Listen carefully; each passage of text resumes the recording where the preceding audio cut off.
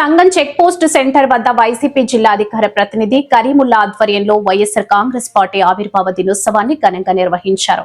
ఈ సందర్భంగా వైఎస్సార్ విగ్రహానికి వైసీపీ నాయకులు పూలమాలలు వేసి నివాళులు అర్పించారు.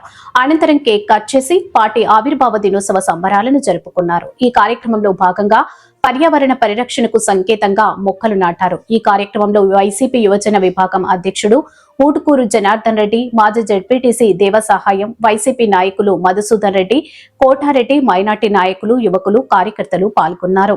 ఎంతో మంచి రోజనేటువంటిది వైఎస్ఆర్సీపీ పార్టీలో ఉన్నటువంటి వాళ్ళందరూ కూడా సంతోషించి ఒక పండగ వాతావరణంగా చేసుకునేటువంటి రోజుగా మేము భావిస్తున్నాము. జగన్మోహన్ రెడ్డి గారు వారి తండ్రి రాజశేఖర రెడ్డి అకాల మరణం చెందిన తదుపరి వారి పాదయాత్రలో వారు ప్రారంభించి రాష్ట్రంలో ఉన్నటువంటి పరిస్థితులను గమనించి వారు వైఎస్ఆర్సీపీ పార్టీని ప్రారంభించడం జరిగింది.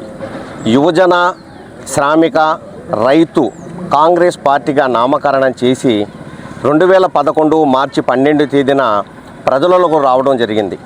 ఆ రోజు ఓదార్పు యాత్రలో ఎన్నో అవమానాలు సహించి కష్టాలు భరించి తదుపరి ఉప ఎన్నికలలో విజయం సాధించి 2014లో ఎన్నికలలో ప్రధాన ప్రతిపక్షగా 64 స్థానాల వరకు సాధించి ప్రజల పక్షాన నిలబడి అధికార పక్షాన్ని ప్రశ్నిస్తూ ప్రజలతో పాటు మమేకమవుతూ ప్రజలతో ఏకమయ్యి అనేక కార్యక్రమాలలో ముందుకు సాగడం కూడా జరిగింది.